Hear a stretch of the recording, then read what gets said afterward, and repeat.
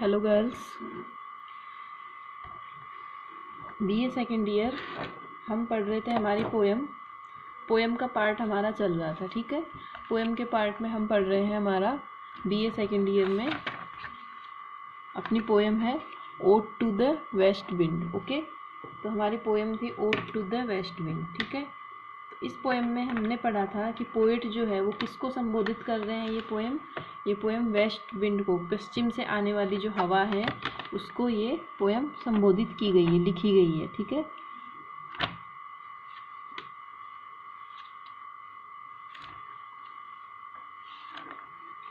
Okay, तो हमने इसमें पढ़ा था कि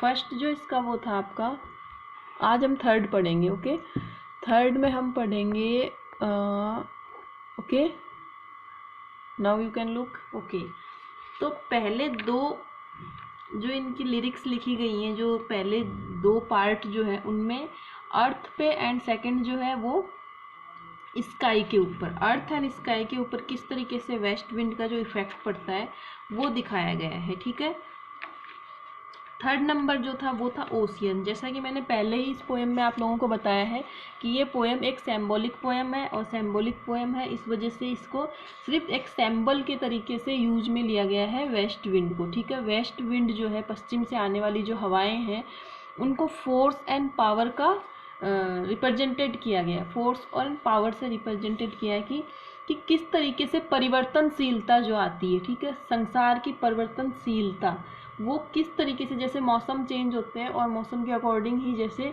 इंसान जो है वो भी चेंज होता है, सब कुछ बदलाव ही इस सृष्टि का जो है वो आधार है। तो इस पोएम के द्वारा दिखाया गया है कि किस तरीके से पश्चिमी हवाओं के द्वारा चेंजेज होते हैं वो। ठीक है,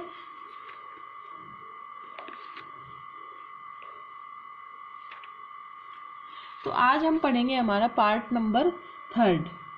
ओके, ये हमारा पार्ट नंबर थर्ड है। दो पार्ट आपको आई थिंक अच्छे से समझ में आ गए होंगे कि सबसे पहले ऑटम और स्प्रिंग दोनों जो सीजन है, जो स्प्रिंग और ऑटम जो सीजन आते हैं वो दोनों को सिस्टर बताया गया है कि किस तरीके से ऑटम सब कुछ बहा के ले जाता है, स्प्रिंग अगेन उसमें रीबर्थ करता है। उसी तरीके से फिर दिखाया गया था स्काई के ऊपर, बादलों के ऊपर किस तरीके से प्रभाव होते हैं, छोटे छोटे टुकड़ों में बादल बट जाते हैं, लाइक ऐसे लगते हैं जैसे रुई बिखरी हुई है। तो इस तरीके से, तो अब हम जो पढ़ने जा रहे हैं, हम पढ़ रहे हैं थर्ड नंबर पार्ट में अपना ओशियन के ऊपर। ठीक है, ओशियन के ऊपर किस तरीके से इसका प्रभाव पड़ता है। तो आप ध्यान से पढ़ना और गौर से एक एक लाइन समझते जाना ताकि आपके कोई कंफ्यूजन ना हो। ठीक है,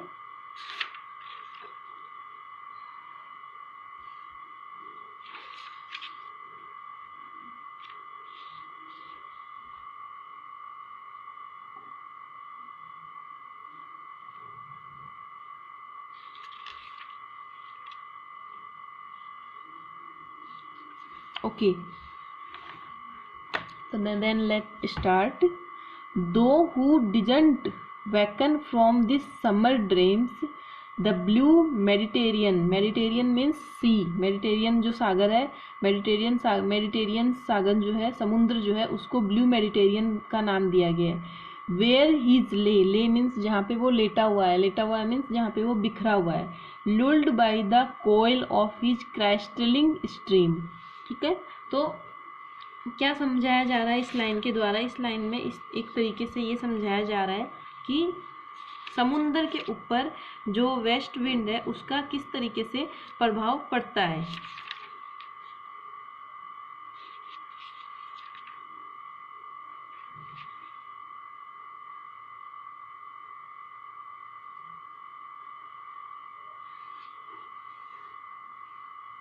तो in this line the poet ode to the west wind compose by, जो पीबी शैली के द्वारा जो लिखी गई है, इन लाइनों में क्या कहा गया है, वेस्ट विंड को सिंबल बताया गया है फोर्स एंड पावर का। The poet created the power of the wind.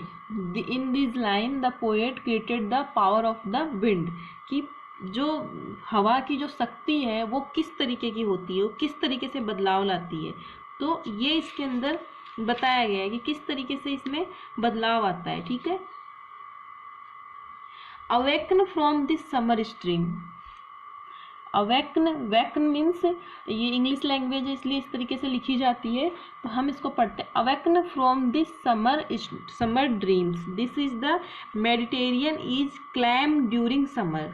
तो ड्रीम मीन्स जैसे कि कोई सपने में सोया हुआ है और स्वप्न देख रहा है, तो मेडिटेरियन सागर जो है वो किस तरीके से है, वो गर्मियों के समय में सोया हुआ है, मीन्स कि वो शांत है और लाइक ऐसे लग रहा है कि वो कोई, जैसे हम सोए हुए होते हैं, हम ड्रीम में होते हैं, सपने देख रहे होते हैं, तो उस टाइम हम एकदम, हमारे अंदर कोई मूवमेंट नहीं होता है। तो in the same sense there is the ocean is the, एकदम शांत है, वो एकदम से सोया हुआ है एक तरीके से, ठीक है।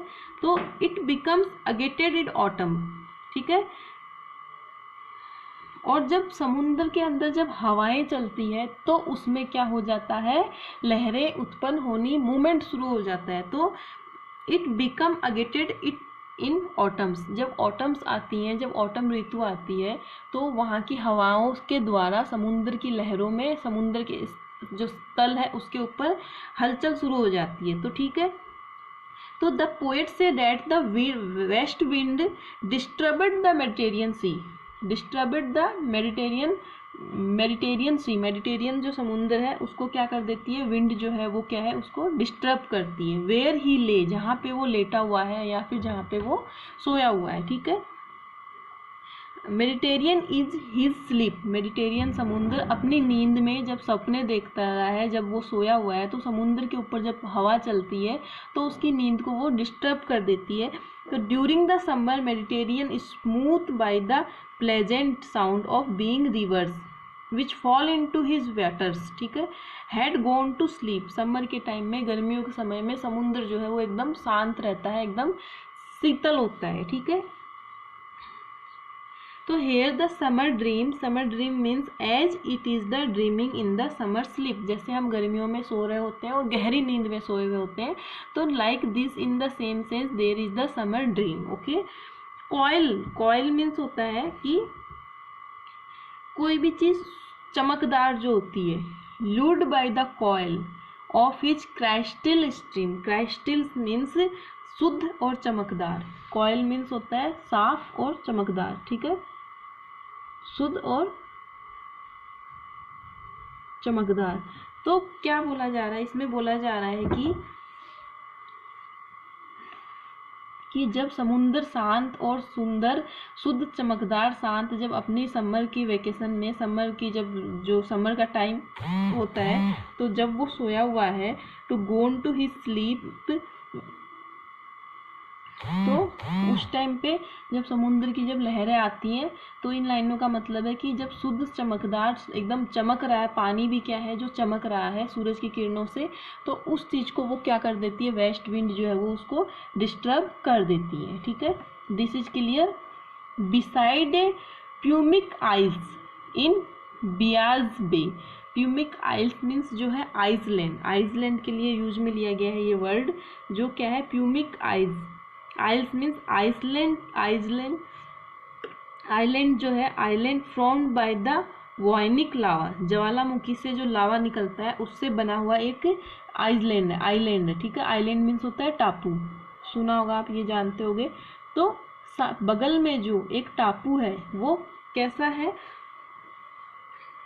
तो ये कहाँ की बात कही जा रही है, जब शांत और नीला भूमध्य, मेडिटेरियन सागर है, भूमध्य सागर, इसको भूमध्य सागर भी बोलते हैं हम, भूमध्य सागर जब गर्मियों में सोता है और सपने देखता है, अर्थात शांत है, तो और उसमें तूफान नहीं आते हैं, तो इटली के पश्चिमी किनारे पे खाड़ी से जो लावा से बने हुए जो द्वीप है, उनके निकट जो लहरों से संगीत में ये सो जाता है, जो लहरों की जो बे मीन्स होता है खाड़ी, ओके, बे मीन्स होता है खाड़ी। इटली के जो आइलैंड है, आइलैंड के बगल में जो समुद्र है, भूमध्य सागर है, वो एकदम शांत एंड एकदम सोया हुआ है, अपने स्वप्न में सोया, and saw in sleep old palace and towers, और क्या बोला जा रहा है, और उसके अंदर क्या है कि in his sleep the not for the Naples, in his sleep the Mediterranean had dream from this the dreamful sleep, The Mediterranean was aroused by the violence of the west wind. In this sleep, the Mediterranean dreamed the all palace and the towers of the slightly dreaming by the bright and clear light of ocean below the surface. ठीक है, तो क्या कहा जा रहा है, and saw in sleep, जब वो अपनी नींदों में सोया हुआ है, एकदम शांत में सोया हुआ है, तो क्या वो अपने सपन देख रहा है, किस चीज के, वो नींद के अंदर सपन देख रहा है. ठीक है,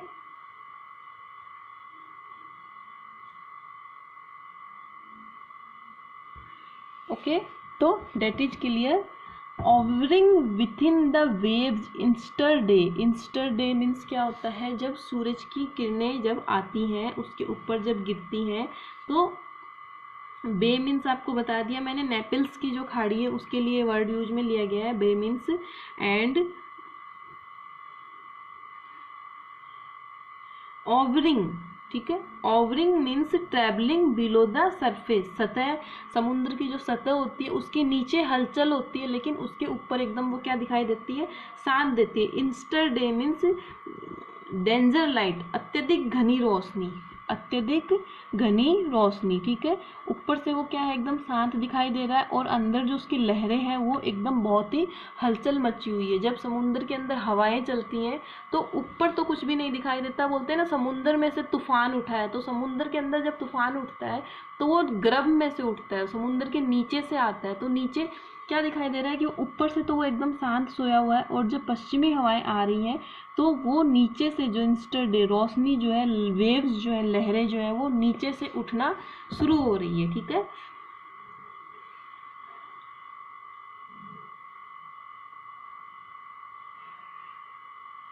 now all overgrown with azure moss and flowers, so sweet, so sense finished picturing them, though for whose path of Atlantic level power. Atlantic समुद्र, जो अटलांटिक महासागर की बात कही जा रही है, उसके जो गर्भ के अंदर, जो समुद्र के अंदर है, उसमें क्या छिपे हुए हैं, बहुत कुछ छिपे हुए हैं. इतना कुछ छिपा हुआ है कि उसके अंदर जैसे ज्वालामुखी, भूचाल, भूकंप, विस्फोट, समुद्र के गर्भ में सब कुछ दफना हुआ है, सब कुछ छिप गए थे. और वो समुद्र के नीचे जो समुद्र के नीचे जो हल्की जो रोशनी गिर रही है सूरज की, वो नीचे क्या है, उसके अंदर मतलब कि फैंटास्टिक फैंट्स पिक्चर, बहुत ही सुंदर उसकी पिक्चर जो है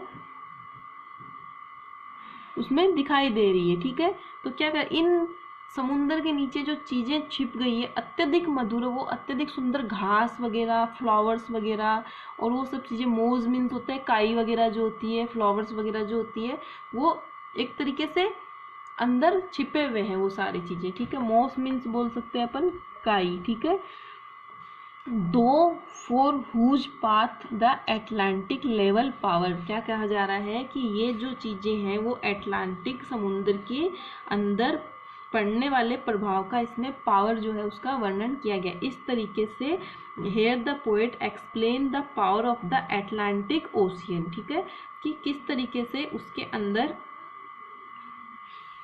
hair the poet, the west wind is the symbol of the force and power.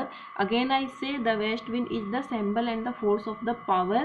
The poet further say for this destructive and disturbing creative power. किस तरीके से वो हलचल मचाती है समुद्र के अंदर, किस तरीके से सारी चीज़ें हिलना शुरू हो जाती है, जो पेड़ पौधे, जीव जंतु, लावा, पत्थर जो भी समुद्र के अंदर होते हैं, वो सब कुछ क्या है, उनमें हलचल शुरू हो जाती है. ठीक है, like this with each blows over the earth, each drives away and dead leaves and buries the seed under the earth where the lie protective, and though winter the sprout under. Like there is the poet say these things like the earth, जैसे कि अर्थ के ऊपर वो हलचल मचाती है, leaves and seeds को एक स्थान से ट्रांसफर करती है दूसरे स्थान पे, एंड अगेन रीबर्थ होता है. In the same sense here the poet explain about the ocean. Here the poet about say again there the ocean is, कि ओशियन जो है, समुद्र जो है, वो ऊपर से समतल है, ऊपर से बिल्कुल ऐसा लग रहा है जैसे कि गर्मियों की कोई